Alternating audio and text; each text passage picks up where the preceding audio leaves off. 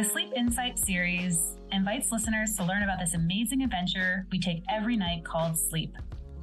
Through these insightful discussions, we examine sleep and our society's beliefs about sleep from a variety of angles.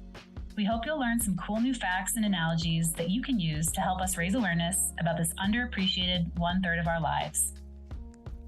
Welcome to Project Sleep's podcast.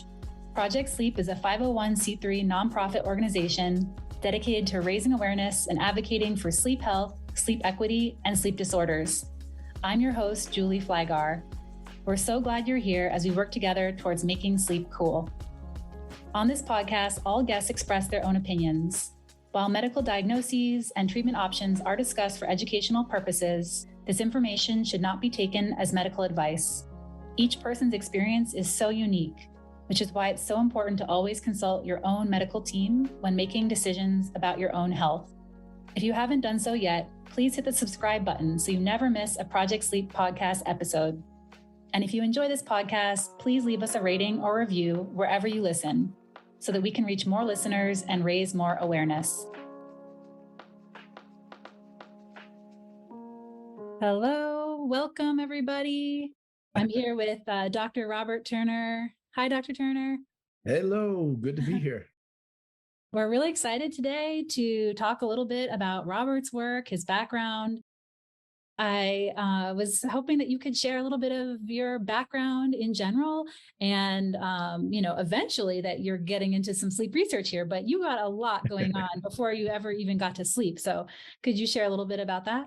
I can, and thank you so very much for having me. And just to give a brief background, you're right. I have a pretty varied background. This is my third career, I guess you could say, maybe even fourth. But after college, I played professional football, both in the old USFL, which they're bringing back right now. But I played way back with Herschel Walker and Doug Flutie, and that was on the New Jersey Generals. I was actually, my claim, I guess you could say, is with a real tie to sleep. It was Reggie White, who was drafted by the Memphis Showboats, and I was in the same class as Reggie. And the reason I mention that is because, he did die of complications related to sleep apnea. So he's someone that the NFL folks really understand and know. And after the Memphis Showboats, I was traded to the New Jersey Generals, and I played a season there. And then I went up to Canada and played 2 seasons there. And then at the very end of my career, I was with the San Francisco 49ers. And as we always say, I had a cup of coffee with them. And my claim there is that I backed up Ronnie Lott for a little while. So that was great. What position did you play? I was a defensive back and a strong safety. So I was played strong safety. So I'm a little bigger and a little faster, and I love to hit. And so that was what I really enjoyed. In college, I was actually a wide receiver, and I moved to defensive back. And I was really good, I would say, at both of them. And in fact, receiver was probably my more natural position, but I just like to hit. And as we say in the NFL, I would rather be a hammer than a nail. So I like to hit people. And then after that, I call it kind of my wilderness years. I lived in Los Angeles and moved to New York and lived in Dallas and just trying to find myself, which eventually really became my book, I went to graduate school and pursued a PhD in medical sociology, and my dissertation turned into a book called NFL Means Not for Long, The Life and the Career of the NFL Athlete. So that second career or third career was working in business and trying to do a whole bunch of different things. And I went back to graduate school. And then on the other side of that, really started being interested in understanding everything around brain health, cognition, CTE, those kinds of things. And oddly enough, I didn't know that I would be, moving into the sleep space.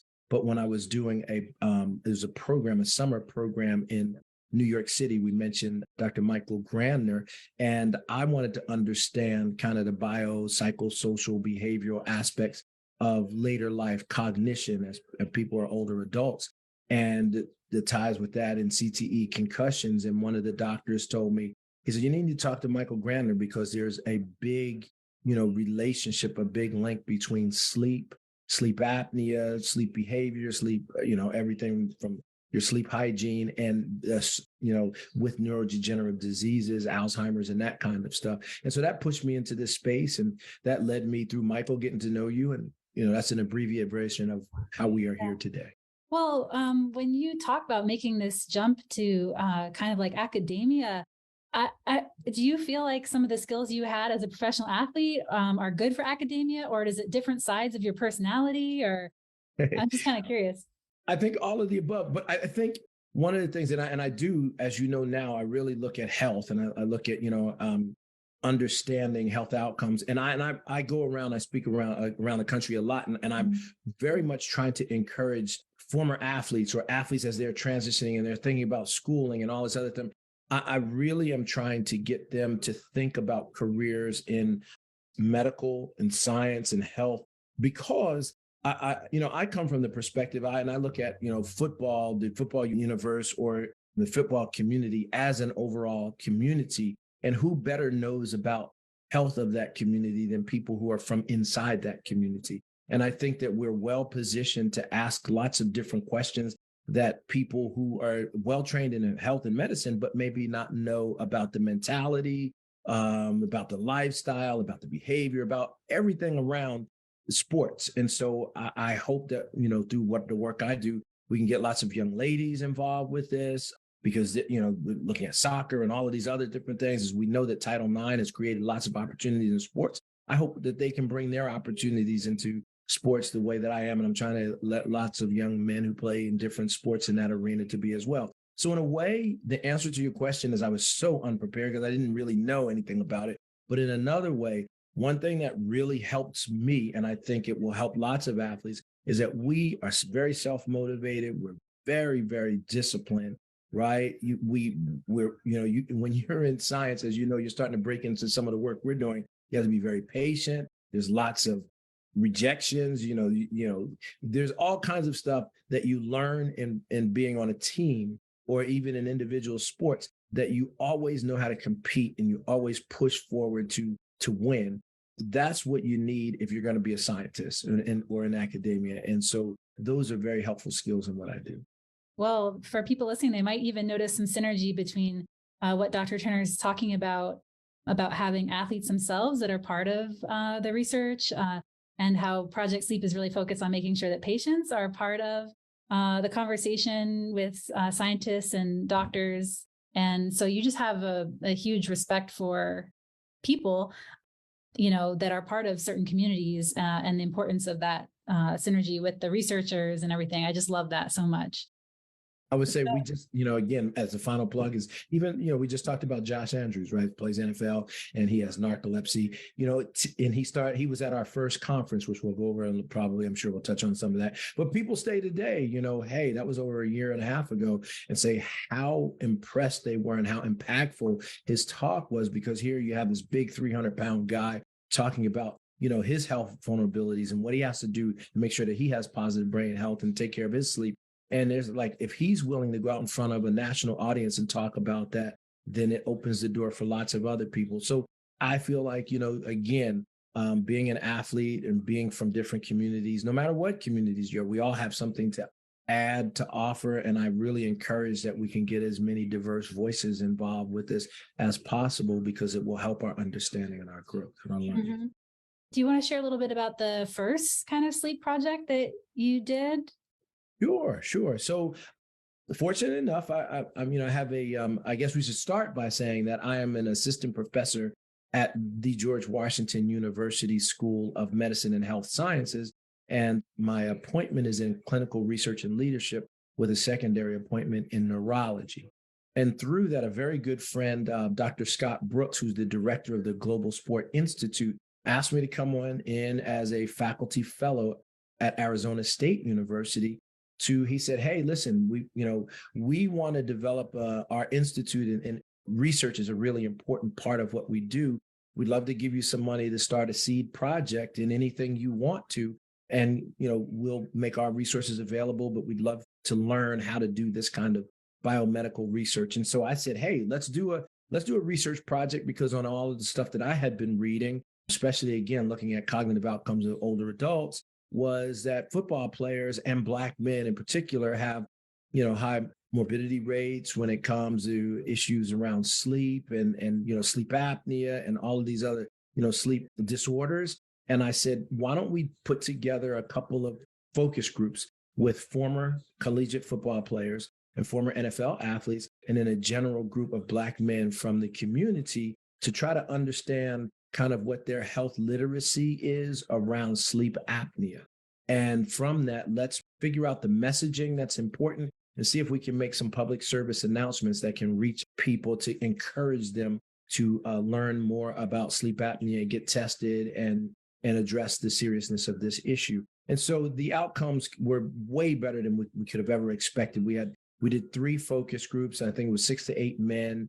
It was about almost 2 years ago. We did it over right as COVID was kicking in. We were able to do this, but we made some phenomenal PSAs. And now we're writing a couple of manuscripts for peer review publication in journals for academia. But really more so, what we want to do now is we want to take those 3 or 4 different public service announcements to the different groups that we focused on and send them out to the public and see what the public's reactions are and see what we need to do, how effective they are, and do they in fact get people to seek more information and increase their literacy around sleep apnea. And hopefully our goal is to develop effective messaging and learn where to deliver that, so that way we can make an impact on the broader community of individuals that are at the highest risk for sleep apnea.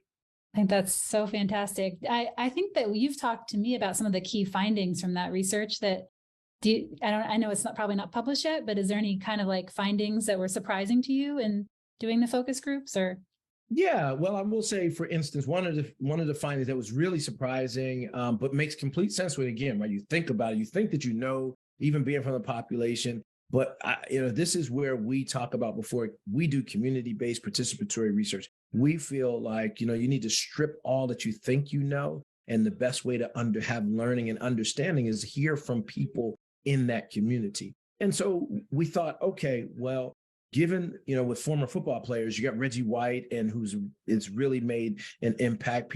Everyone within the NFL at least knows that story. And so we thought, all right, well, who do we turn to in football that would be important to be involved with our public service announcements? And so we asked these guys, and I thought they would say, well, we want to hear from someone, like a Hall of Famer or someone, with a big name who reaches across and has a lot of respect within football. And the guy said to us, no, that's not who we want to hear from. We want to hear from just an everyday average football player who maybe was a journeyman or that was down in the trenches, that maybe could have played a year, could have played 8, right? But not one with a lot of fanfare and everything. Because for them, the Hall of Famer guys are the ones that are always getting paid to be like shells, right? Going out there spreading the message and making lots of money for that. And they go, so we would wonder whether that message that was delivered was genuine from that player. We want to know someone who really understands or has been impacted by the disease. That was really important for us to understand and hear. And so that's where we're really trying to figure out, again, using what we've learned in those tools and how do you craft a message? So the messenger is equally important as the message. But then now we're really thinking about what are the delivery mechanisms, right? Do you send it through an email, through a list? And is it from the Alumni Association? Do you go to barbershops? Do you go to conferences where we know men are? Do you send the messaging to their wives? All of these things that, we're learning really has an impact across all of these different groups that we mentioned, the general men and the general Black men, the general public, the former college football players and former NFL football players. We're understanding that the message is important. The messenger, the delivery mechanism is important. All of those things we're really now diving a little bit deeper in to try to capture that, so that way we can, again, we feel like health literacy is a real key component to addressing health inequality. I love that. I think that focus on the messenger is so important. Project Sleep tries to focus on having like all of our social media and everything actually feature real people. I think there's like a lot of organizations that use stock photography where you kind of feel like we know they're not real, and having real faces and real people, like you said, people that were impacted. I think that's such a great message. You did mention wives, and I think there was one takeaway that you told me about men's feelings around family and how that might impact them to go to the doctor more? Oh yeah, we did. We talked a little bit about that. One, we know that for guys, kind of their purpose.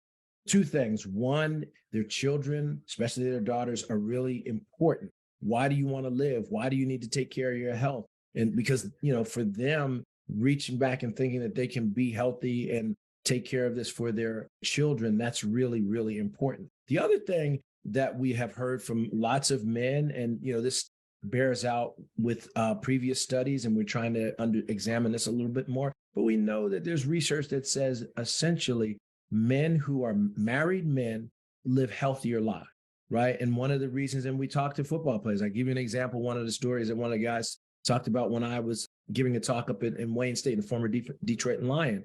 And he talks about how about 5 years after he had been out of the NFL, he realized that he hadn't been to the dentist for about 5 years. And he said he turned and he looked at his wife and he said, "Baby, how come I haven't been to the dentist?" And she said, "You're a grown man. You need to order, an appointment and go to your dentist on your own." And it was a revelation on him, because when he was young, when he was living at home as a kid, his mother took care of his health. Then he went and played college football and played in the NFL. There was other people that were really important to play for his health. So he just in his own mind figured that his wife, that was her responsibility, because that's who had been, the caretaker of his health all his life, is the women in his life. And that was, a real awakening for him that, wait a minute, I need to be an active participant in my life. And so we do know that women play a very important role in men's health, right? And so we want to understand the messaging. Certain messaging goes to men, certain messaging goes to those women. Certain messaging we've also heard is that, one of the guys told us out of our focus groups, he said, one of the biggest things that I think I've learned out about this is how important is your sleep. And he goes, and so for me, he goes, now I can actually, instead of walking to people and say, "Hey, how are you doing?" He goes, as a start of conversation, I can just ask him, one of my male friends is, "How'd you sleep last night?" Right? He goes, "I feel like I'm empowered because this focus group gave me some information that I can talk to people about as to why it's important to make sure you have proper sleep health." I love that. Last night we had an advocacy broadcast, and Stacey was talking about the power of telling your story and how you don't really know. I mean, you could just be in a grocery line one day and say something to someone next door and say, "Oh, I have, sleep apnea," and how that could stick with that person and be meaningful down the road. And you don't always know which moments are going to be the ones that make a life-changing impact in someone's life. Oh, no question. No question. Since I've started to do this work, it has amazed me how often I have run into, particularly Black men, because that's my focus, right, that have sleep apnea, or say, "You know what? I actually am concerned that I might have sleep apnea. I need to go do something about it." So once I started studying it, once we started sharing messages like this, it is that secret that, again, guys right next door to you, guys that you grew up with, may be dealing with some of this, may be struggling with some of this, but never felt quite empowered. They may have felt a little bit more embarrassed or something to be able to talk about it. And we know that from other literature that's really important is many people, you find out that you have a sleep apnea or some other sleep behavioral problems because of the person you're sleeping next to. If your partner, your wife said, or whomever says, "Hey, did you know this?" Right? And they can really encourage them to go get some treatment or help or get some more understanding about this. So I think in part what we've learned and what we understand is, if not only just, a significant other that you may be in a romantic relationship with, but it's all the people in your network. It's your whole network that will help you remain healthy or find health. So the very thing that you may be holding on to and afraid to talk about may be the very thing that puts you at the greatest jeopardy. And what we are learning all over the place is that even just taking that one little step and saying, "Hey, man, I think I might have a little problem," or do you know much about sleep apnea? Put it that way, right? What do you know? Or do you know anybody who has that? What did you recommend? And then boom, before you know it, you are in a network of people who can give you some information. Oh, I think that's so important. Often when I hear like people-centered care or person or patient-centered care, I often think it's kind of missing the boat be or personalized medicine. Those things are important too. However, we all live in communities. We live in social structures, and Absolutely. those can be for better or worse to help people get through things. So yeah. I just realized I've never asked you, how's your sleep, Dr. Turner? It's something that you know what? It's an evolving thing because my lifestyle has changed. I used to live alone and single, no kids and all this other stuff. And then my dad has dementia. And unfortunately, my mom passed away last summer. And so I moved back to New Jersey to take care of my dad. Right. And so that means that, all of a sudden his health is of primacy to me. So I have to, juggle looking after him, taking him to his doctor's appointments and all these other things. We have a full-time home health aide with here to home help there. So I have to look after his health. I have to look after great big house that I grew up in, and all the things that are around there, his adult daycare and everything. Then, of course, I have a very demanding job for myself. And then beyond that, I have to look after my own health and then maybe try to have a social life on top of that and going back and forth between New Jersey and DC, which is where my work is. So all of that changed. And I realized that all of a sudden, I need to develop different habits, right? I need to have a little bit more structure in my life now than I had before. So I've said, okay, you know what? Now you need to go to bed early, a little bit earlier, because, every day may be a little bit different with my dad and his life, right? So I need to make sure that I'm well rested for that. I got to make sure that I'm very on top of my schedule. So, and then I'm also changing my eating habits and all of those different things. And it's never more important now than I realize where people would say, take care of yourself, make sure that you take care of your own health. So that is really where I'm spending a lot of time recognizing that there are different habits that I have to change. And sleep is one of those really important ones because I can't function the way that I need to unless I get my sleep. So it's a struggle, but it is something that I recognize. And it is definitely something that I have started to make some, changes around to make sure that I'm the best Robert can be to take care of Robert Sr. here in the house. It is. That's right. You're the second. So it's Robert Sr. That's right. Exactly. That's right. Cool. Well, thank you for all you're doing for your dad, too. I know that's a lot. That's a lot. Are you facing sleep issues or a sleep disorder? Project Sleep is now excited to have the Sleep Helpline, a nonprofit-led free national helpline providing personalized support and resources. You can reach out today to speak with a compassionate resource specialist who will listen and help provide accurate sleep disorders information, resources to help navigate daily living and the healthcare landscape, and connect you with a certified sleep center and patient support organizations. Contact the Sleep Helpline at 1-800-819-2043 or by filling out a form on our website at project-sleep.com.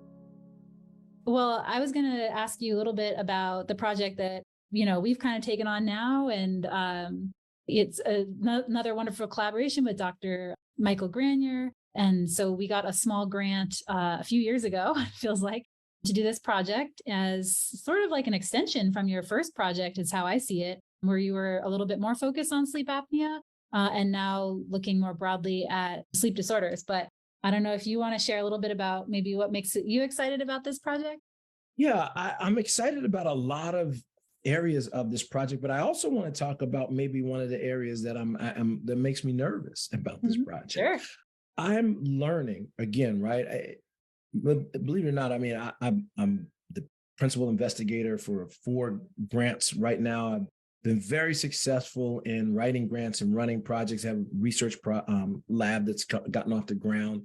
And I also run, part of the Black Men's Brain Health Conference. So got lots of stuff going on. The thing that I'm most probably a little nervous about with this project is that what I've learned so far, that there is so much work to be done in this sleep area. And we will learn so much from these focus groups, where we're going to do 6 focus groups or something like that. We need, and I like it, this is such an emerging area that in an untapped area, particularly looking at the Black population the way we are, we're going to need more researchers. There's going to be a demand, like Harmony, bioscience, was it Harmony Bioscience has, they're so excited to get behind this project that, there's going to be other opportunities to expand it and to do more work from here. So we're going to need lots of other scholars and other young students who want to, help us, kind of figure out, crack the code in this area that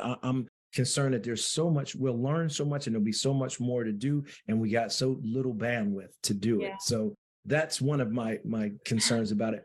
But I will say that, like, again, we're looking at, and you'll probably know this better than I do, you can talk to it, but we're looking at 6 segments of the population that are involved with a very diverse, cross-section of Black population, not just men, women, or anything, but lots of different areas of people who are professionals that provide care, family members, people who have issues with, sleep problems.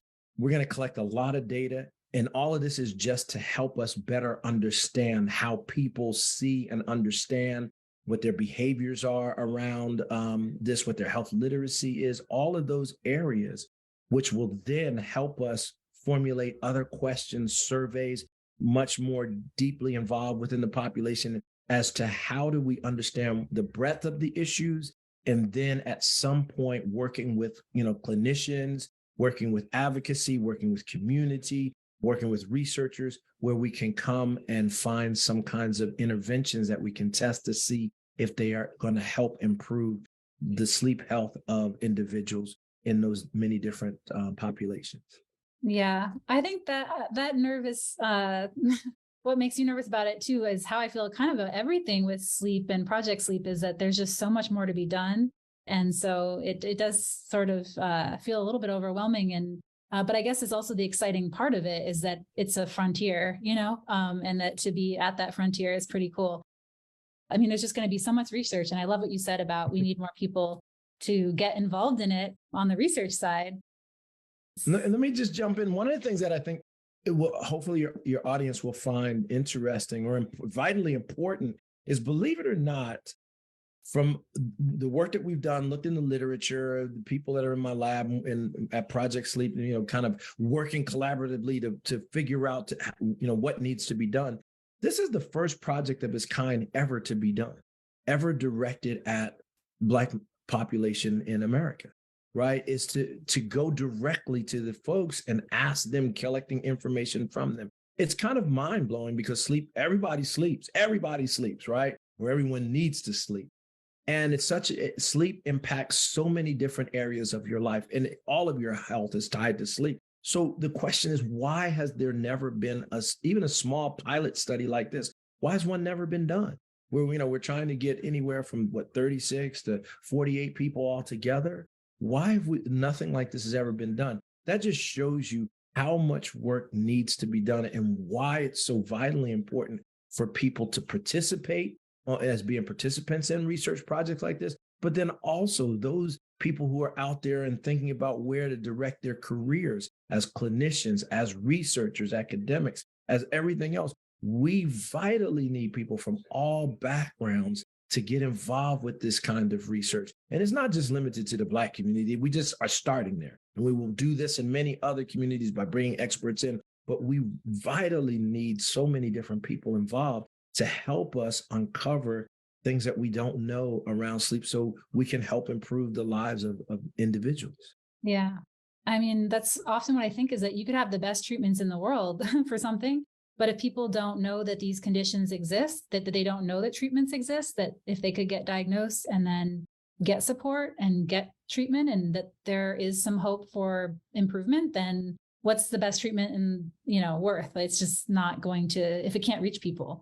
Exactly. And we have to come from the other side too, is that what happens when there are people, and we've learned this around why the social and behavioral determinants of health are so important. Because used to be the doctors would say, okay, we understand what your problem is. Here's a prescription and go do this. Right. And then you come back 6 weeks later and the doctor is like, why didn't you do this? Because the doctor feels like, hey, I gave you the pill, I gave you with this, but we've got to understand what are the barriers, what are keeping people from, with the best intentions of maybe sometimes going to the doctor, hearing what to do, and then not be able to do it. What are the barriers that keep people from going to the doctors? Everybody talks about Tuskegee, right? But there may be other many other barriers that are very cultural, gender-based, all kinds of things. We need to hear from those. We need to be able to help people get in a position where they can get the information that they need and then try to understand what are the things that the barriers in their ways from being able to live out what it is that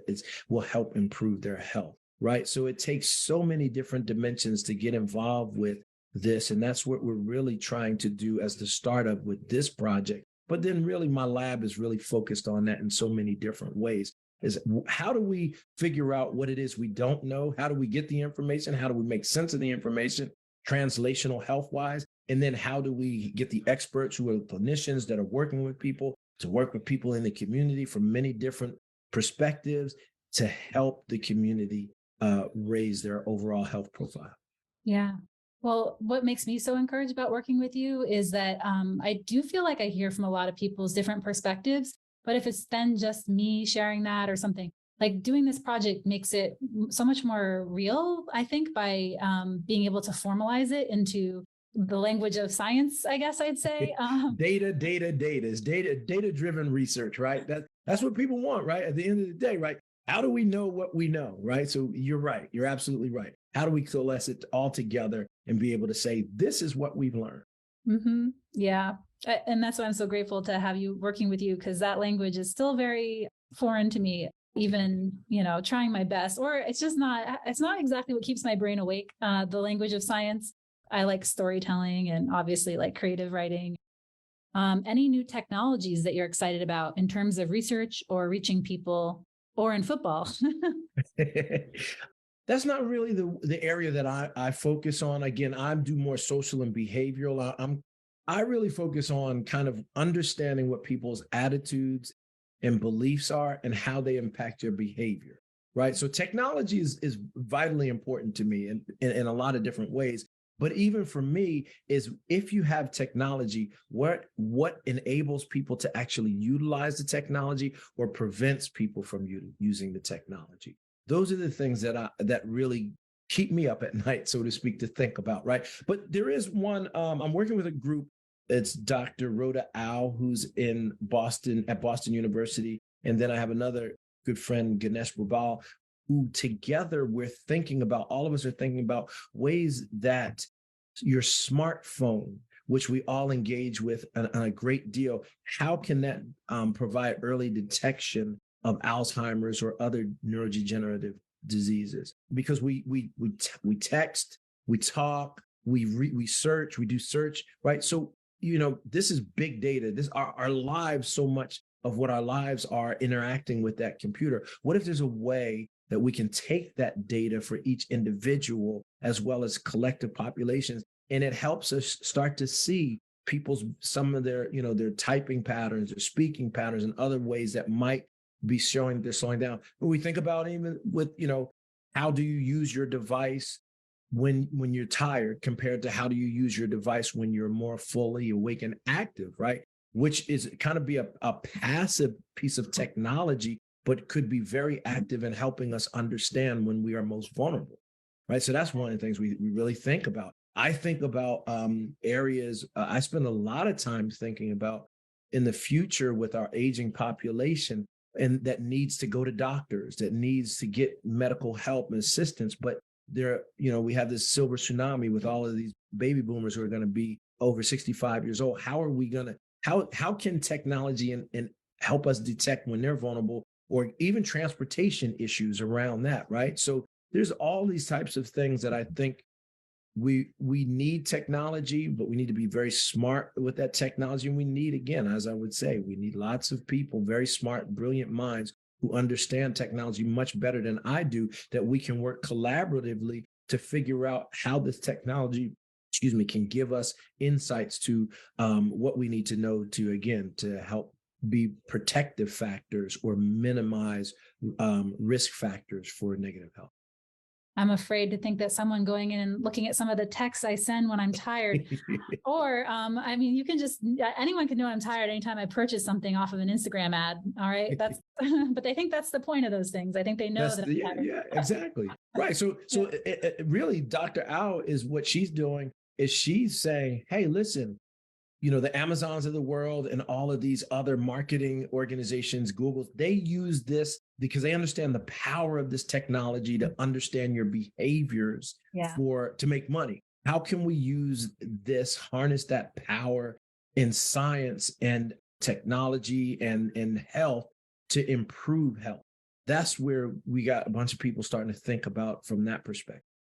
I love that. When I try to think about the internet, and it's kind of the scary parts as far as people getting information that could be inaccurate information, but those social connections that have been fostered around the world for people with, I know for narcolepsy, have been so powerfully good in ways that otherwise you would have felt pretty isolated and never really met people living with the same condition.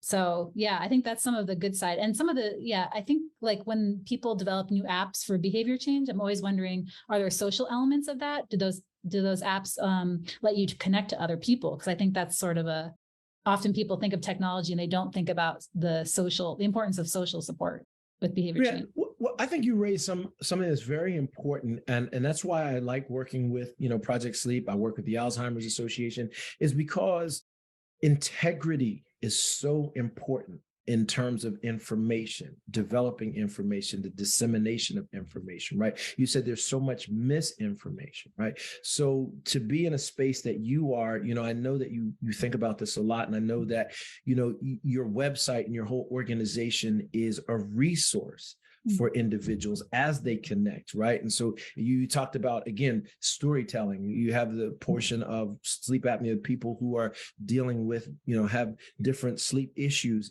how to be able to go through and be able to empower them to go tell their story. I know that at my conference, when sleep is an important part of what we do in advocacy. So we say, hey, listen, I don't have to be the sleep advocate, but I need to have a strong relationship with an organization like Project Sleep, who I know that when I direct people there, that they are the advocates for that space. So I think, technology, and that's the only way that we can really do that, is to remain very vigilant in terms of our integrity and make sure that, people know that the information that we give them through organizations like yours and the Alzheimer's, of the two groups that I work with, that there's integrity behind the information and all the people that are involved with that. Yeah, that's a good point. Great point.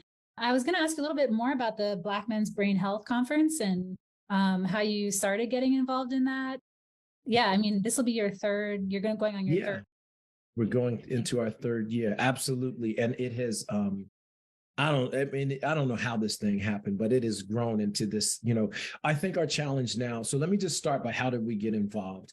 Good dear friend of mine, but also a mentor and a colleague, is Dr. Carl Hill, who is now the director of DEI for the Alzheimer's Association.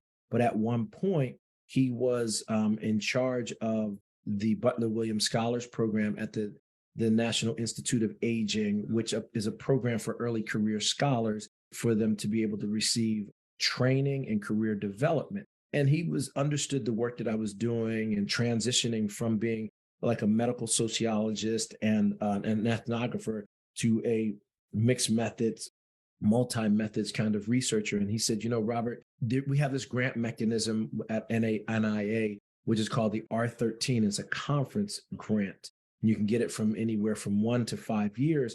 He said, but you're sitting in this really unique space. You can bring some of the biggest brands together, most recognizable brands. He said, one, you're a member of the NFL Alumni Association. So you have direct, access to lots of athletes. And we know that people turn to athletes, like in college, athletic sports is the front porch, right? So you have the shield of the NFL Alumni Association that you can work directly with.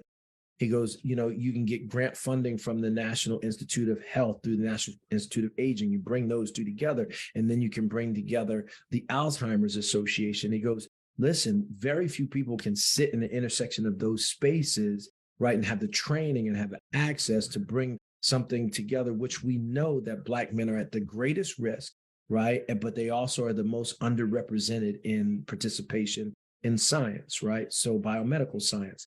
And so with that, influence, I reached out to Dr. Monica Rivera-Mint, who's a neuropsychologist at Fordham University and at Mount Sinai.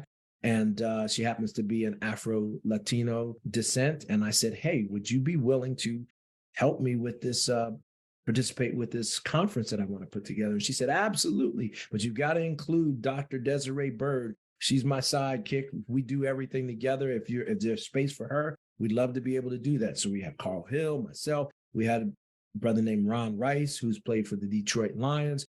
I pulled it on my networks and we said, hey, we did this a few times just kind of on our own, doing a town hall meeting during the Super Bowl in Atlanta, and it was tremendously successful.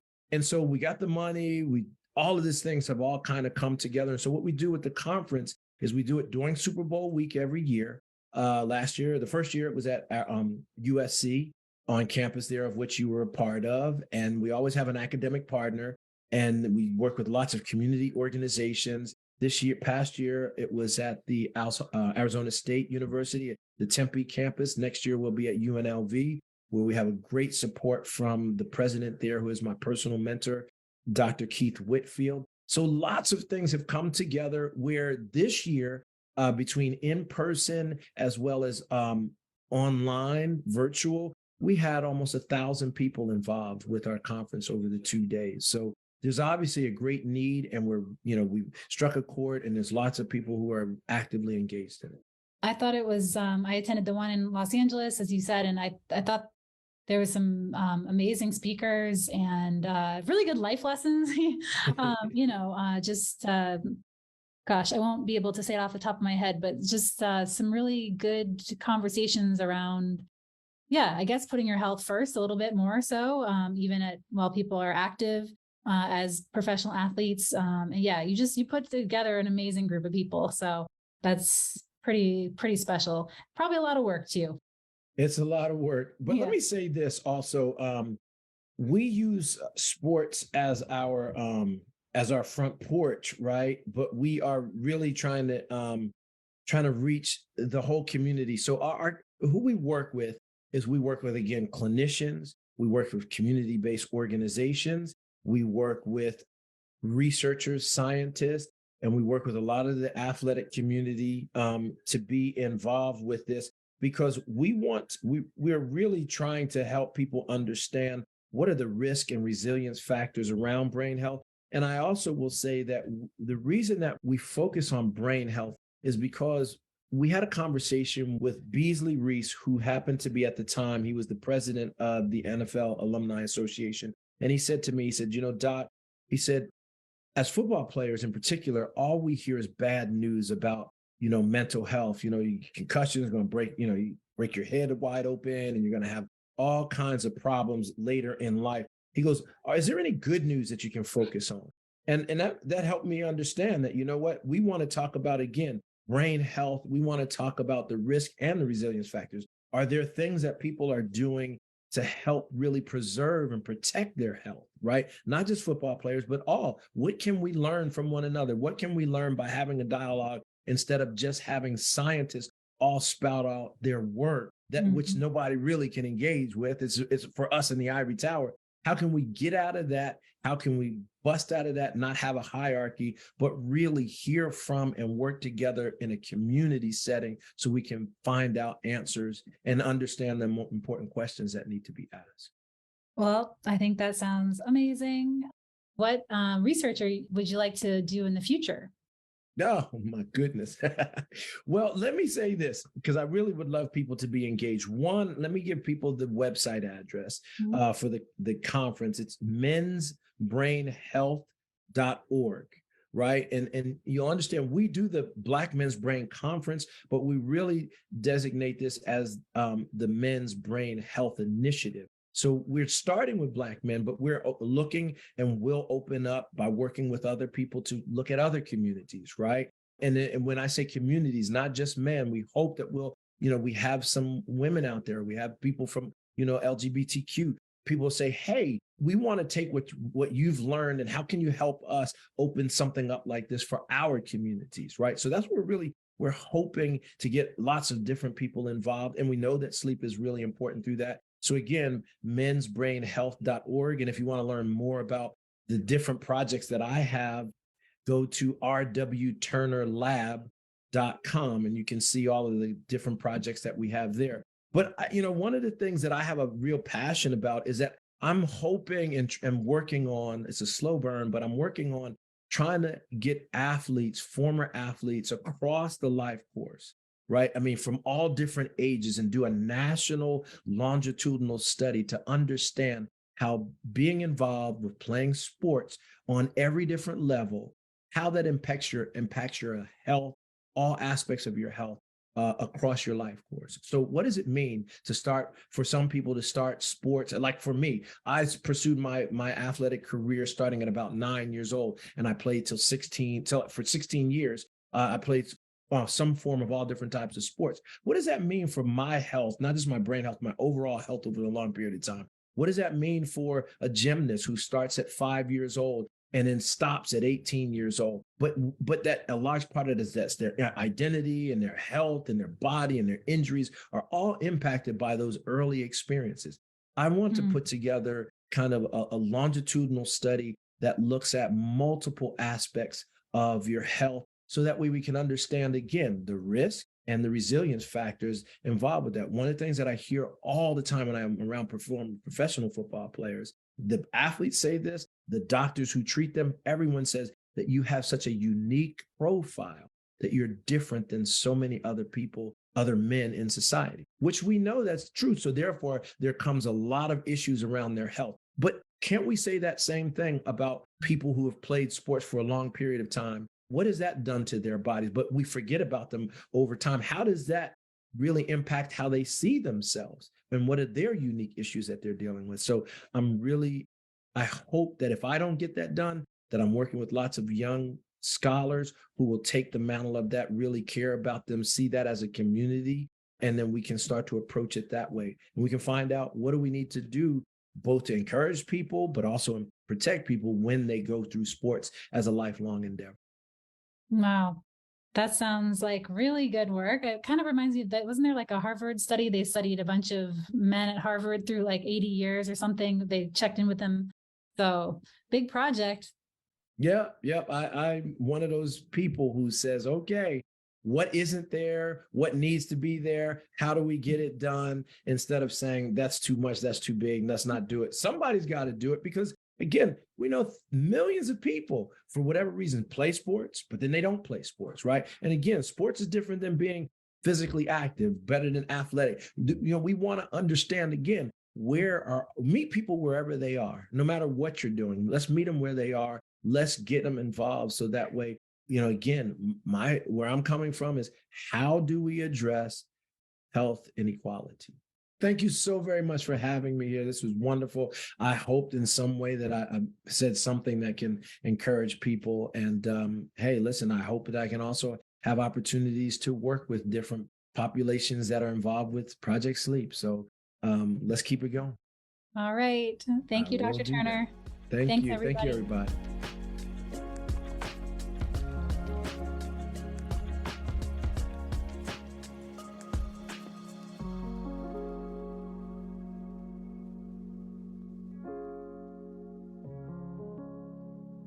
The Project Sleep podcast is produced by Carver Sound Productions. For more information on podcast production services, visit carversoundproductions.com.